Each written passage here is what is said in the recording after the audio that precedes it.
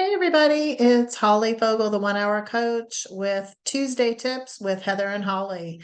Today I wanted to just take a little bit of time and share a Tuesday tip for how you can navigate quickly and find groups of people that you want to target or connect with in kvCORE. One of the greatest things about this is that we can customize the look and feel of our contact list so that we can quickly find certain groups of people and look at the information that's relevant to us. One thing I found with working with different CRM platforms is that if you get in and you're looking at things that aren't relevant exactly to you, we have a tendency to not want to utilize the platform. So we want to take advantage of all the customizations that are available. So this is just a quick thing for filters and the customization of the look and feel of your Contact Smart CRM. So as you get into your Smart CRM, if you haven't done any filters and saved any filters, you may just be seeing the All Contacts tab along the top. But we want to create additional tabs so that we can quickly find groups of people. This is a fantastic strategy when you are converting leads, and I teach a lot about this in the lead conversion workshop. But before we get to the filters, I do want to let you know that if you'll come over here to the right side and you'll see columns, you have the ability to turn on and off the information that is displaying on your screen along the rows. So first name, status, activity, star rating, what interest they have, the last visit, the source. All of these, if you want to just focus in on what's important to you, maybe it's just the first and last name, the last activity, and their star rating. You can turn everything else off. So definitely come in and play around with the view of your Smart CRM. So that's the first little tip. The next thing is every time you open up your Smart CRM, all your contacts are going to be displayed, which that can be great, or there might be times where you just want to focus on certain groups of people. As you start to learn the behavioral automations and the automations that happen behind the scenes, you're going to want to create filters based off people that are a new lead, people that are an active lead. You may want to just have your top 50 filtered. You may want to be able to filter leads without a phone number. There's so many different filters that you can create. And you can save those filters so that you can quickly run them again. And if you want to make it even more convenient, you can pin them to the top of your list here. So once you come into your Smart CRM, you will see this blue button over here called Filters Applied. And this is just a great little gem in here that helps you quickly find groups of people that you want. So when you click on that, it's going to open up a window and all of your saved filters will live up here. So if you click on this little gear, all the saved filters that you create will live in here. And then you have the ability to add a quick link to the top in your CRM just by clicking that button. So once I clicked that 33 touch button and then hit save, you'll instantly appear the 33 touch tab along the top.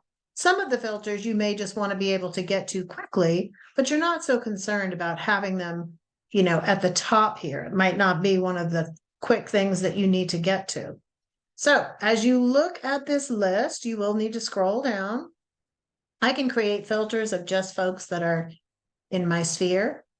Again, for my lead conversion workshop, we have 2 tabs, absolutely. New lead and active lead. Those are really important filters because those contacts will move from new lead to active lead based on whether or not they're responding to you. So some automatic triggers are occurring in the background, which is fantastic.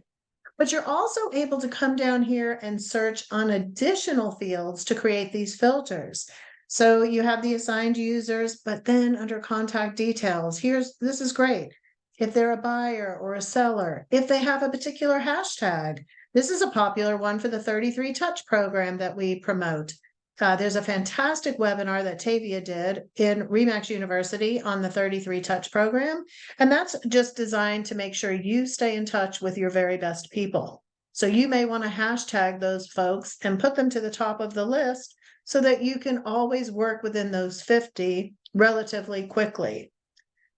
You can also see where you can look for, I just want to pull up contacts that were from a particular source, anybody that came in from remax.com, or maybe a property boost, and then system source. You also have the ability to check out just leads, perhaps, that don't have a phone number. Who's ever unsubscribed? Let me pull up all those folks. As you're working on filling out your contact records, remember, the more complete those contact records are, and the more information you know about your people, the deeper your relationship can go. And the deeper the relationship you have, the referrals go up. So if I just wanted to work on making sure I had the birthday field for all the folks that are in my top 50, I could go ahead and say, who do I not have a birthday for? So who's in my top 50 and who does not have a birthday populated? Boom, that's going to pull up that list. Maybe there's 6 people. Now I know those 6 people, I need to go and find their birthday, go to Facebook or go into my records from when we did a transaction. A lot of this stuff you can avoid by just having a nice contact intake form when you first meet your clients. And we just have a Google form for that. If you want the Google form, reach out to me and I'll email it to you. But we always give that to our new clients right when we meet them so that we're getting all that information up front and we don't have to try to hunt it down later. You can also come down here and look at behavior. Who doesn't have a search alert set up? Who doesn't have a market report? It's so important that anyone that lives in a property is set up on a market report. That goes out once a month and just keeps their finger on the pulse of what's happening in their neighborhood, zip code, city, school district, etc. Everyone should be on some type of automation from kvCORE. So make sure you're taking advantage of that. If you like, oh, I have 600 people in my list. Well, you can create a filter and it'll pull up just the people that don't have one of those market reports. Then you're able to systematically go through and add the reports to the people that make the most sense. You can also check who has responded to me via email before, who's ever saved a property. So you have the ability to create these filters. All you have to do is apply them and then hit save. It'll let you name the filter and pin it to the top, or just keep that filter for to be able to access quickly later. And that will be located right under the gear. So these will house all of your saved filters. The one with the blue check box will be the ones that appear along the top. If you have any questions about today's Tuesday tip, please reach out to Heather or myself. We are here to help you get the most out of kvCORE, and we look forward to providing more tips each week. So look for them on Tuesdays. We'll see you soon.